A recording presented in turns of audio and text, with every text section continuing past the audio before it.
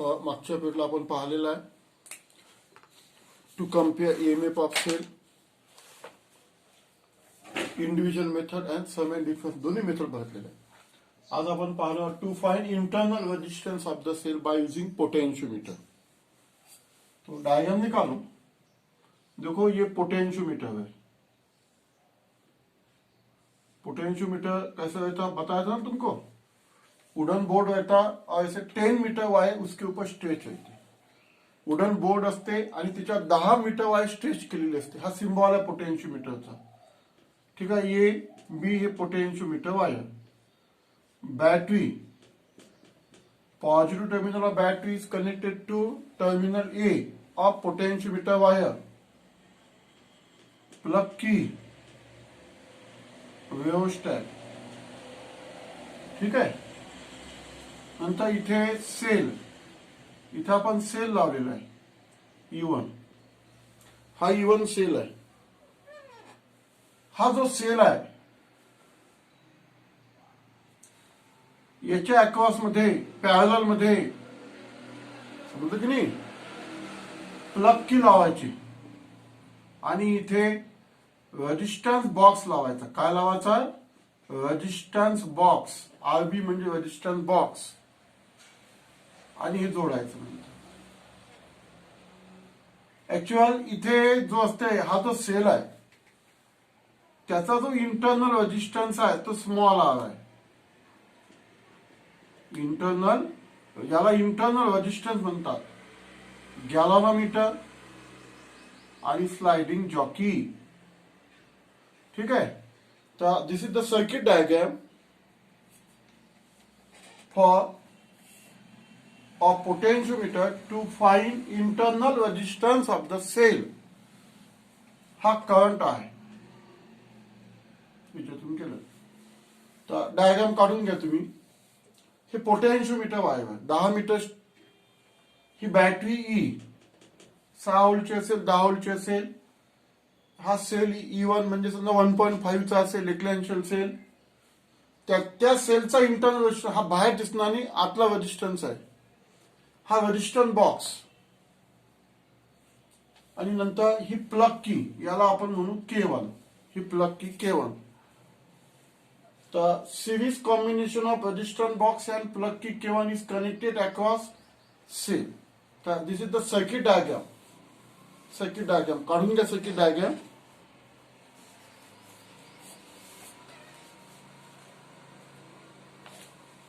इथून लिहित आलो करू आपण. The positive terminal of a positive terminal is connected to battery is connected to point A. कोणाला कनेक्ट केलेला आहे? पॉइंट ए ला कनेक्ट केलेला आहे. समजलं ना. Connected to point A.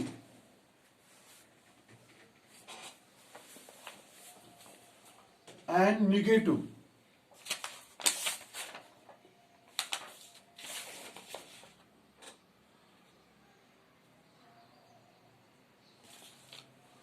And negative.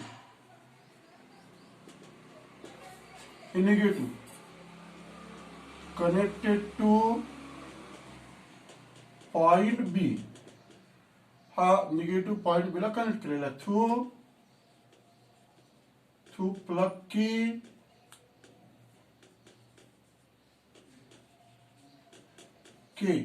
and rheostat RH.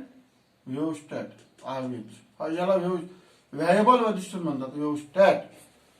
समजलं. व्हेरिएबल रेजिस्टन्स लिहून घ्या.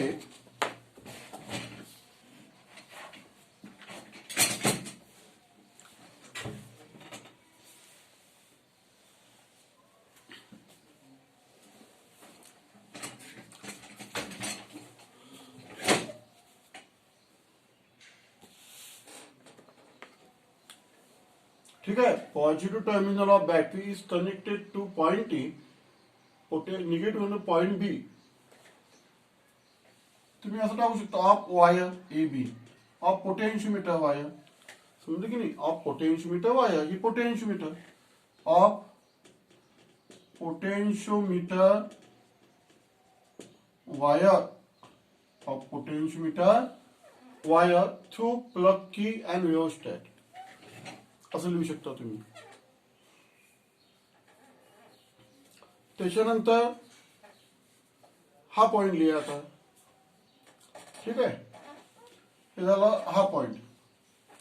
कनेक्शन बद्दल माहिती द्यायची पहिले इथे लिहिल्यानंतर. नंतर then positive terminal of cell E1 is connected to point E, connected to point A, and negative connected to galvanometer, negative connected to galvanometer किंवा निगेटिव्ह कनेक्टेड टू असं लिहू शकतो, जॉकी लिहू शकतो आपण. Negative connected to jockey through galvanometer असं लिहू शकतो. आणखी व्यवस्थित होऊन जाईल. Through galvanometer positive terminal of cell E1 is connected to point A. Negative हा इंटरनल रेजिस्टन्स आहे, हे ऍक्च्युअली बाहेर दिखेगा नहीं. Negative connected to jockey through galvanometer. त्याच्यानंतर plug key and resistance box, plug key आणि रेजिस्टन्स बॉक्स.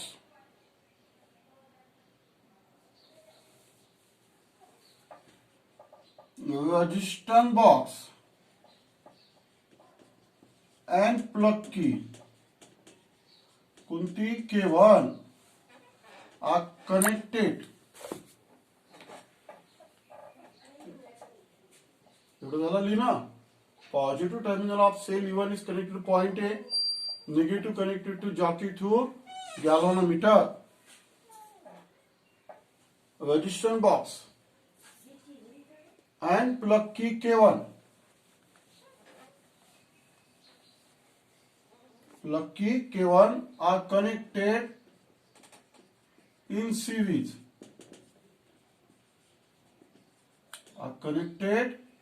ही दोन series मध्ये जोडली. अँड दिस कॉम्बिनेशन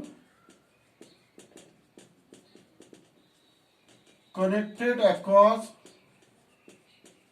हे कॉम्बिनेशन कोणाच्या अक्रॉस मध्ये जोडलेलं आहे, cell E1. Connected across cell E1. Resistance box and plug key are connected in series, series मध्ये जोडलेले आपण. And this combination is connected across cell E1. तो this is the information about connection. हे झालं कनेक्शनची माहिती. AB काय, त्यामध्ये पोटेन्शियोमीटर वायर. I काय, करंट फ्लोइंग थ्रू वायर. ठीक आहे, तो ठीक आहे. आपण चालू करेंगे अभी मेथड. आता मेथड चालू करू आपण. तर पहिले काय करायचं, in first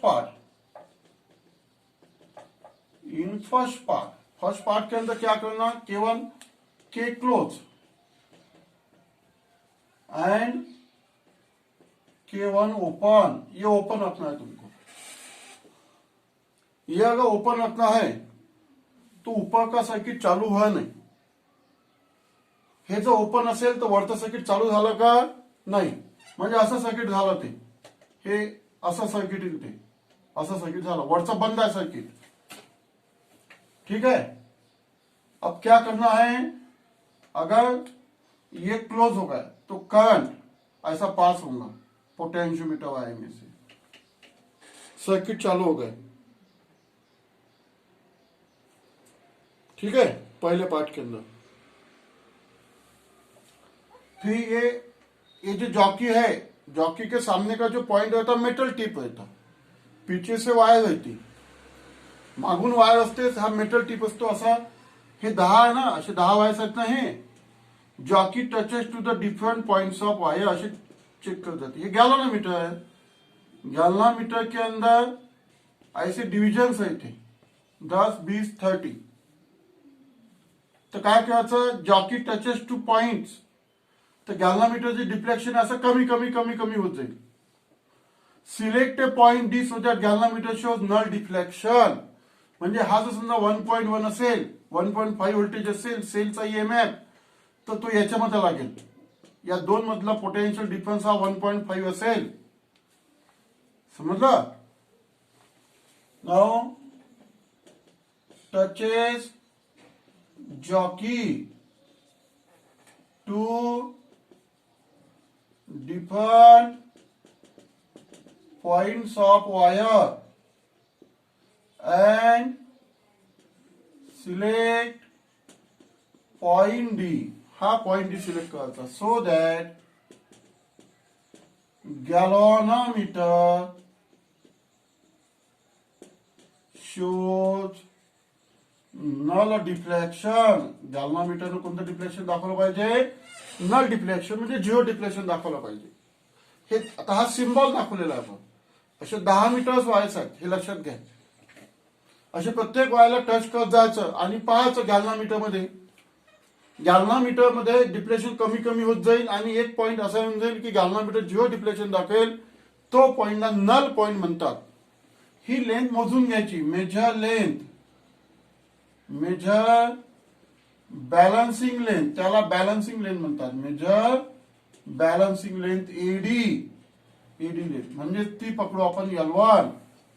major balancing length L1. ये फर्स्ट पार्ट हो गया. यानी फर्स्ट पार्ट के अंदर क्या किया है अपन ने, या पॉइंट मध्ये या नल पॉइंट मधले आपण लेंथ मोजली. Measure balancing length AD that is L1. यानी फर्स्ट पार्ट के अंदर क्या किया है, ये ओपन रखा है, ऊपर का कुछ काम नहीं अभी फिलहाल. बस याचंच काम आपल्याला जनरल मेथड म्हणजे इंडिव्हिज्युअल मेथड टाइप काम केलं आपण. हे झाला फर्स्ट पार्ट. फर्स्ट पार्ट समजला. के क्लोज, K1 ओपन, हा ओपन ठेवलेला आहे पहिले. Jockey touches to different points of wire, select a point D so that galvanometer shows null deflection. म्हणजे नल पॉइंट काढला आपण. मेजर बॅलन्सिंग लेंथ एडी, ही length मोजून घेतली, that is L1. He L1 काढली आपण. Therefore, या याच्यावर पोटेन्शियल डिफरन्स किती होता, E1 is equal to K L1, equation 1. केला काय म्हणतो आपण, potential gradient. K is called as a potential gradient. Constant आहे. पहिल्या पिरियड मध्ये सांगितलेलं तुम्हाला. Potential difference per unit length is called as a potential gradient. हा झाला फर्स्ट पार्ट. आता आपण चालू करू सेकंड पार्ट. आता काय चालू करू आपण, second part. In second part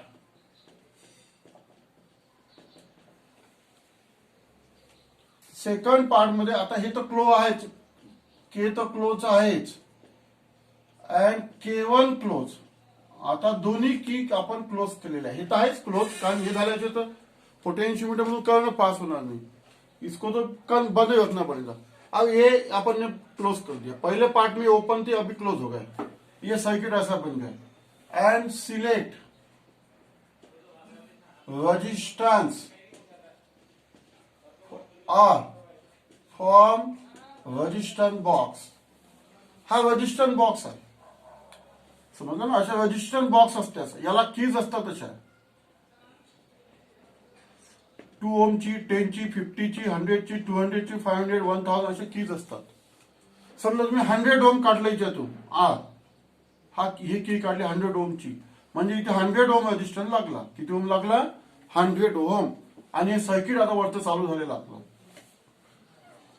in second part K close and K1 close, select resistance from resistance box. ठीक आहे. पुन्हा आपण तेच पुन्हा काय करायचं, again jockey touches to different points of wire, select a point D so that galvanometer shows null deflection. फिर से वही प्रोसेस करना है. Again find balancing length, again find balancing length. पुन्हा बैलेंसिंग लेंथ काढली आपण. की balancing length AD is equal to L2. ती बॅलन्सिंग लेन L2 काढू आपण, L2 घेऊ. ती पहिल्यापेक्षा कमी येईल. सांगतो त्याचं रिझन नंतर सांगतो. आता इथे जो आहे व्ही म्हणजे टर्मिनल पीडी, लेट व्ही, याला टर्मिनल पीडी म्हणतात. टर्मिनल पीडी पोटेन्शियल डिफरन्स, याला टर्मिनल पीडी म्हणतात across cell E1. Terminal PD यानी समझो ये सेल 1.5 का है, 1.5 वोल्ट आइडियल कंडीशन के अंदर. अगर इसको सर्किट में लगा दिया, अभी सर्किट में लगा दिया, तो इंटरनल रेजिस्टेंस उसका एक्टिव हो जाता, तो तयार होऊन जाते ऑटोमॅटिक. आणि काही व्होल्टेज तो घेऊन घेतो. म्हणजे समजा 0.2 व्होल्टेज याने घेतलं तर म्हणजे आता पहा E1 is to capital V plus small V. समजा कॅपिटल व्ही म्हणजे याच्या अक्रॉस व्होल्टेज, स्मॉल व्ही म्हणजे याच्या, म्हणजे समजा हे 1.3 आणि हे 0.2 आहे, 1.3 हे 0.2. 0.2 व्होल्टेज या इंटरनल रेजिस्टन्सने घेतलेला आहे. 0.2 voltage is loss across internal resistance. म्हणजे याच्या अक्रॉस ऍक्च्युअली सर्किट मध्ये लावल्यानंतर किती व्होल्टेज भेटते आपल्याला, 1.3. याला टर्मिनल पीडी म्हणतात. ऍक्च्युअल आयडियल कंडिशन मध्ये त्याचा व्होल्टेज किती आहे, ईएमएफ किती आहे त्याचा, 1.5. पण जेव्हा त्याला आपण सर्किट मध्ये जोडू तो इंटरनल रेजिस्टन्स ऍक्टिव्ह होतो, तयार होतो, आणि तो काही व्होल्टेज तो खाऊन घेतो. त्याच्यामुळे जे शिल्लक राहिलेलं व्होल्टेज असते त्याला टर्मिनल व्होल्टेज म्हणतात, टर्मिनल पीडी म्हणतात. इथं टर्मिनल पीडी लागून जातो. आणि आपल्याला माहित आहे पोटेन्शियल डिफरन्स कमी झाला तर लेंथ कमी होते, बरोबर आहे की नाही. म्हणून पहिली जी लेंथ असेल त्याच्यापेक्षा कमी लेंथ मिळते या केसमध्ये आपल्याला. V is equal to KL2 equation 2.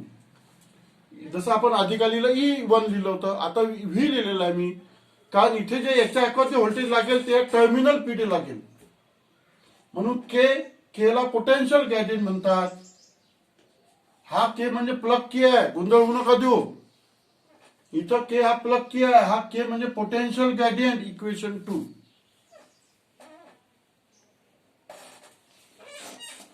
Divide equation 1/2. Divided equation 1/2 काय मिळेल मग, E1 upon V is equal to K cancel झाला, L1 upon L2 equation 3. L1 upon L2 equation 3 इथपर्यंत आलो आपण. आता पहा हे जे मी तुम्हाला सांगितलेलं आहे याची डायग्राम स्पेशल काढा. हा सेल आहे, हा इंटरनल रेजिस्टन्स आहे, ठीक आहे. हा एक्सटर्नल रेजिस्टन्स आहे कॅपिटल, याला एक्सटर्नल रेजिस्टन्स म्हणतात कॅपिटल. समजा यामधून I1 करंट पास झालेला आहे. हा आय म्हणजे या पोटेन्शियोमीटर मधून करंट पास झालेला आहे, बॅटरी करंट पास करतो पोटेन्शियोमीटर मधून. हा I1 ला म्हणतात सेल करंट, हा सेल करंट आहे, सेलनी करंट पास केलेला आहे E1. तर E1 is equal to capital V आणि हे small V, capital V plus small V. म्हणजे उदाहरण देतो ना, हे 1.5 याच्या अक्रॉस मधलं 1.3 यांनी घेतलं 0.2 असं. स्मॉल व्ही म्हणजे PD across internal resistance, capital V म्हणजे PD terminal PD that is external resistance. तर E1 इज इक्वल टू वापरा व्ही लावा, हा करंट इंटरला ओम्स ला वापरा, current into resistance, current into small आला म्हणतात इंटरनल रेजिस्टन्स. स्मॉल आर म्हणजे काय, इंटरनल रेजिस्टन्स ऑफ सेल. आता याचं काम झालेलं आपल्या डायग्रामचं मिटून टाकतो मी, ठीक आहे. मी वरची डायग्राम काढलेली आहे. कॅपिटल व्ही ला टर्मिनल पीडी म्हणतात, PD across external resistance. Small V PD across internal resistance. Ohm's ला वापरलेला आहे तिथे करंट I1 करंट पास झाला, I1 करंट पास झालेला याच्यात. I1 कॉमन काढा, capital R plus small R, हे झालं I1. समजा इक्वेशन 4, ठीक आहे. आता टर्मिनल पीडीचा काढा, terminal PD V is equal to I1 into R, current into resistance, equation 5. Divide करा. देअरफॉर डिवायडेड इक्वेशन 5 4/5 हे डिवाइड केलं आपण 4/5. काय मग E1/V is equal to E1 ची किंमत I1 capital R plus small R I1 capital R I1 cancel. Equation 6 समजा हे. आता हे दोन इक्वेशन आपल्याला कम्पेअर करायचं 3 नंबर आणि 6 नंबरचं. पहिले लक्षात आलं हे वरचं सर्किट काढलं मी. हा तुम्ही कसं आता पहिले तुम्ही स्मॉल आर का नाही पकडला पहिल्या मेथडमध्ये. पहिल्या मेथडमध्ये तो ऍक्टिव्ह नव्हता झाला असं मला. कारण तो जो सेल आहे तो आपण एक्सटर्नल सर्किटमध्ये जोडला नव्हता. पोटेन्शियोमीटरला जोडलेला सेल आपण. जेव्हा आपण ही प्लग की इथली ऑन केलेली आहे K1 आपण क्लोज केलेली आहे तेव्हा हे सर्किट ऍक्टिव्ह झालेलं आहे वरचं.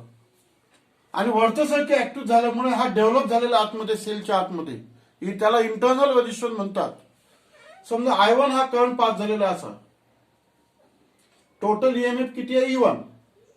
पीडी कॅपिटल ई म्हणजे PD across external resistance. Small E म्हणजे PD across internal resistance. Ohm's law वापरा. Current into resistance. हा I1 करंट असं पूर्ण फिरून आला ना. I1 capital R I1 small R I1 common काढा. इक्वेशन 4. हा टर्मिनल पीडीचा फॉर्म्युला. याच्या अक्रॉस व्ही काढा. हा करंट गेला I1 into capital R divide equation 4/5 4/5. तर हे झालं आपले इक्वेशन 6. ठीक आहे. आता आपण काय करू फॉर्म इक्वेशन कम्पेअर करू 3 and 6. हे 3 नंबरचं आणि 6 नंबरचं पहा. E1/V E1/V इसको कंपेयर करो तो capital R plus small R upon capital R is equal to L1/L2 ऐसा फॉर्मूला फॉर्म हो गया.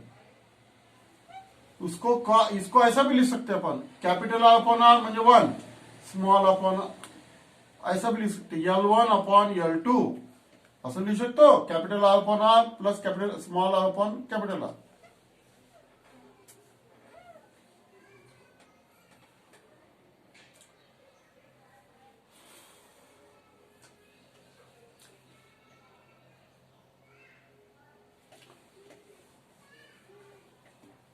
Small R upon capital R is equal to L1/L2 -1 हा प्लस वन इकडे घेऊन जा. एलसीएम काढा L2 L1 - L2 small R upon capital R.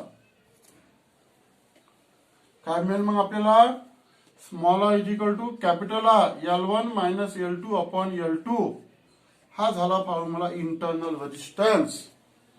Bye using this formula we can determine the value of internal resistance. ही जी तुम्हाला method शिकवलेली आहे बोर्डामध्ये ही 4 मार्काकरिता तुम्हाला डायरेक्ट विचारू शकतात.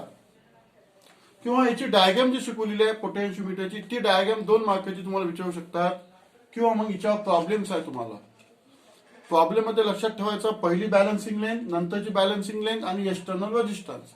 ह्या जेवढ्या किमतीचं प्रॉब्लेम मध्ये दिलं असेल तर we can also find the internal resistance. Small R is equal to capital R L1 - L2 upon L2. ठीक आहे.